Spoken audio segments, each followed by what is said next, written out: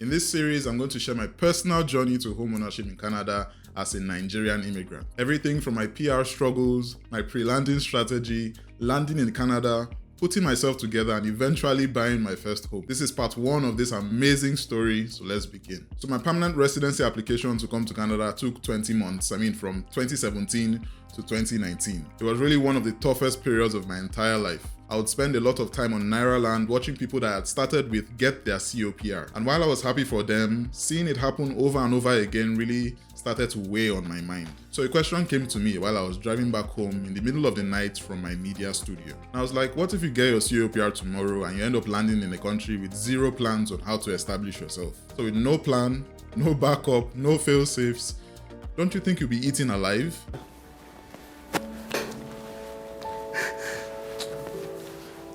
Now, I'm the type of person that likes to look at the good, the bad, and the ugly before making any decision. Now, I was very aware of the good that Canada had to offer, but experience as a business owner had taught me that you typically only hear about the good parts of any venture that you try to get into. Relocation was no exception, and as usual, you hear about the bad and the ugly when it's already too late. Now, if you know me and we've worked together, you know that I really hate dealing with problems that I had every opportunity to plan for. So yes, I stopped checking for the golden email every 2 seconds, and I stopped interpreting GCMS notes on Nairaland, and I poured all my energy into figuring out the best way to not just survive in a new country, but to thrive. So come with me as we explore this crazy journey and what real estate has to do with it.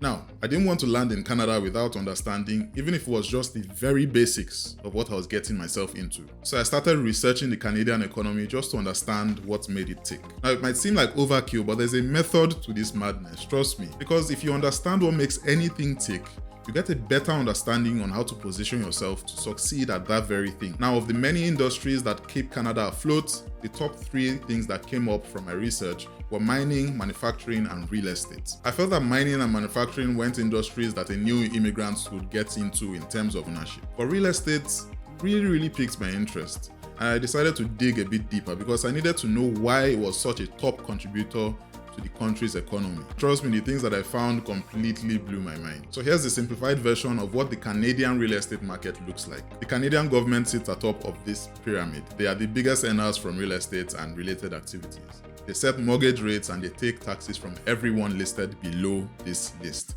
These guys make billions every single year. Below them, we have the lenders. Lenders like banks and credit unions, they provide loans and mortgages to individuals and institutions. Next, we have construction companies and real estate investment trusts. These guys borrow a lot of money from the lenders to build, sell, and commoditize real estate at scale. We then have real estate investors, the individuals and smaller companies that buy properties that have been built by these real estate investment trusts and construction companies. And finally, we have the regular consumer who most of the time are either renting from large and small investors as well as real estate investment trusts or buying from everyone else at often retail price. Now, in finding and confirming this structure, something very important started becoming very clear. Certain people were making a decent living and achieving financial freedom first by taking the pains to understand what they needed to do to move as high as possible on this structure. From what I was seeing, they weren't even doing anything that hadn't been done by so many people before them. I didn't really understand it at first because they were saying things that my mind could not just accept was possible.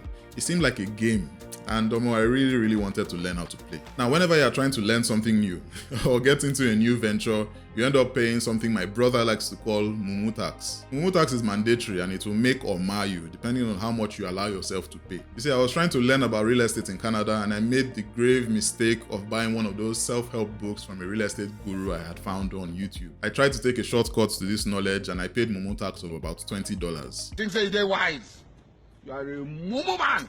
And trust me, this book was not worth the data that I used to download it, but it was a good experience. I never learned, they don't already run me streets. But it helped me take things a lot more seriously. And it was a very good lesson on picking the right people to learn from. There was much more mumu tax ahead, but I learned how to minimize it and even get solid tax returns. This made me continue my research with a bit more common sense. And then I found another person. I knew this guy was the real deal because everything he said, I could independently verify and see myself executing with a realistic amount of time and effort. Enter Matt Makiva, a CPA and a budding real estate entrepreneur at the time. Matt was the only person I could find in all of Canadian YouTube that would not just break down numbers, facts, figures, and potential problems. But this guy would actually take you to a house that he had bought, show you how he ran the numbers in real life, as well as things you need to do to get the best possible return on a real estate investment. I was absolutely blown away. I've left the link to the exact playlist that I watched 5 years ago in the description. And if you do visit, please leave a comment on his channel or any of his videos letting him know that he really inspired me. Because from Matt's channel alone, I learned the BRRRRRR method,